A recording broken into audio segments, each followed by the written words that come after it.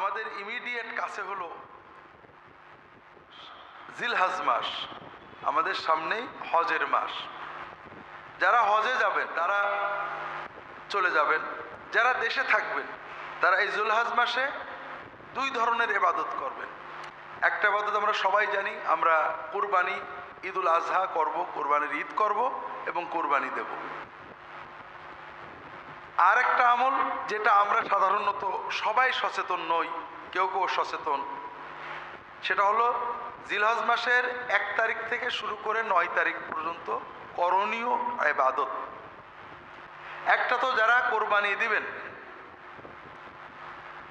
তাদের জন্য হাদিস শরীফে আসছে, কোরবানির মাসের চাঁদ উঠলে, অর্থাৎ জিলহজ মাসের চাঁদ উঠলে, জিলহজ মাসের কোরবানি পর্যন্ত 10 দিন তারা নখ চুল কাটবেন না,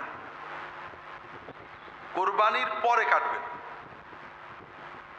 অর্থাৎ ঈদের সময় আমরা পরিচ্ছন্ন হব, সব ঠিক আছে, কিন্তু নখ এবং চুল জাতীয় কিছু কাটা বাদে। যারা কোরবানির সিদ্ধান্ত নেবেন তাদের জন্য রাসূলুল্লাহ সাল্লাল্লাহু আলাইহি ওয়াসাল্লাম বলছেন, মান আরাদা আন ইউযাহিয়া ফালা ইয়াখুযান্না মিন শা'রিহি ওয়া যাফরিহি শাইআন আও কামা ক্বালা সাল্লাল্লাহু আলাইহি ওয়াসাল্লাম। যে ব্যক্তি কুরবানি দেওয়ার সিদ্ধান্ত নেবে, ইচ্ছা পোষণ করবে, ওই ব্যক্তি তার চুল নখ মোটেও কাটবে না।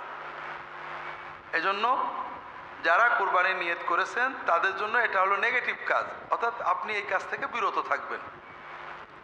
এর পাশাপাশি কিছু পজিটিভ কাজ আছে করণীয়। আল্লাহ রাসূল সাল্লাল্লাহু আলাইহি ওয়াসাল্লাম বলছেন, মা মিন আইয়ামিন আল আমালুস সালিহু খায়রুন ওয়া আহাব্বু ইলাল্লাহি মিন হাযিহিল আশর। আল্লাহ তাআলা বছরের 354 দিনের যে 10টা দিন সবচেয়ে বেশি পছন্দ করেন নেক আমলের জন্য, সেটা হলো এই জিলহজ মাসের প্রথম 10 দিন।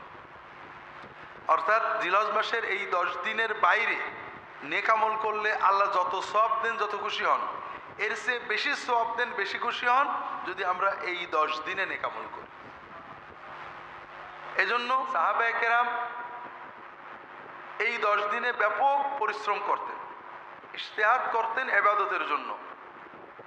আর এই ইবাদতগুলোর প্রথম ইবাদত হলো রোজা, সিয়াম। জিলহজ মাসের 1 তারিখ থেকে 9 তারিখ পর্যন্ত রোজা পালন করা, এটা সুন্নত। অনেক সওয়াবের কথা হাদিস শরীফে আসছে। বিশেষ করে 9 তারিখ আল্লাহ রাসূল সাল্লাল্লাহু আলাইহি ওয়াসাল্লাম বলছেন, সাওমু ইয়াউমে আরাফা আহতাসিবু আলাল্লাহ আইয়ুকাফিরা আস-সানাতা আল্লাতী ক্বাবলাহা ওয়াল্লাতী বা'দাহা আও কামা ক্বাল সাল্লাল্লাহু আলাইহি ওয়াসাল্লাম। আরাফাতের দিনে রোজা রাখলে আমরা আশা করি, রাসূল বলছেন, আমি আশা করি যে আল্লাহ তাআলা আরাফাতের দিনে রোজার বিনিময়ে পূর্ববর্তী 1 বছর এবং পরবর্তী 1 বছরের গোনা ভুল ভ্রান্তিগুলো মাফ করে দেবেন, কাফারা করে দেবেন। কাজেই আমরা যদি পুরো 9 দিন রাখতে পারি আলহামদুলিল্লাহ, আর 9 দিন যদি নাও রাখতে পারি, তবে আরাফাতের দিনে অবশ্যই আমরা রোজা রাখার চেষ্টা করব। এখানে একটা বাস্তব সমস্যা বর্তমানে দেখা দেয়। সাধারণত আরবি ভাষায় ইয়মে আরাফা মানে হলো জিলহজ মাসের 9 তারিখ। আবার ইয়মে আরাফা মানে যে দিনে হাজিরা আরাফাতে অবস্থান করে। বর্তমানে আমরা মিডিয়ার মাধ্যমে, প্রযুক্তির মাধ্যমে সবাই জানতে পারি যে কবে হাজিরা আরাফাতে বসেন। এবং সাধারণত আমাদের দেশে যেদিন 8 তারিখ হয়, ওই দিনে আরব দেশে 9 তারিখ হয় এবং ওই দিনে তারা আরাফাতে অবস্থান করে। এখন আমরা কি করব? আমরা কি আমাদের দেশের 9 তারিখে রাখবো না আরব দেশের আরাফাতের দিনে রাখবো? এটা নিয়ে আলেমদের নানাবিধ মত আছে। মূল কথা হলো বান্দা সাধ্যের ভিতরে সুন্নাতের নির্দেশে ইবাদত করবে। যারা আরাফাতের দিন আরব দেশে জানতে পারেননি তারা তাদের দেশের 9 তারিখেই রাখবেন। তবে এখানে হাদিসে 9 তারিখ না বলে ইয়মে আরাফা বলা হয়েছে, এজন্য অনেক আলেম বলেন যদি কোনো দেশের মানুষ আরাফাতের দিন জানতে পারে যে এই দিনে আরাফা হচ্ছে, তাহলে সেই দিনে তাদের রোজা রাখা ভালো।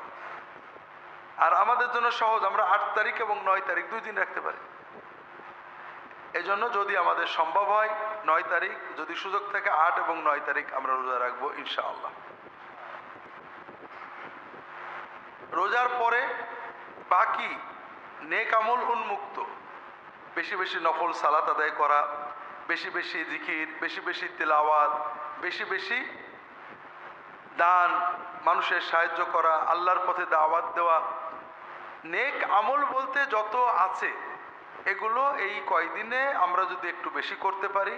আল্লাহ তাআলা জিকির করতে ওযু ও গোসল জরুরি না, আমরা এই কয়দিনে সবসময় করি, এই কয়দিন একটু বেশি জিকির করব, বেশি দরুদ পড়ব, বেশি তাসবিহ তাহলিল করব। এছাড়া দান সদকা কোরআন তেলাওয়াত ইত্যাদিগুলো আমরা এই কয়দিনে বেশি করার চেষ্টা করব। আল্লাহ তাআলা তৌফিক দান করুন, আমিন।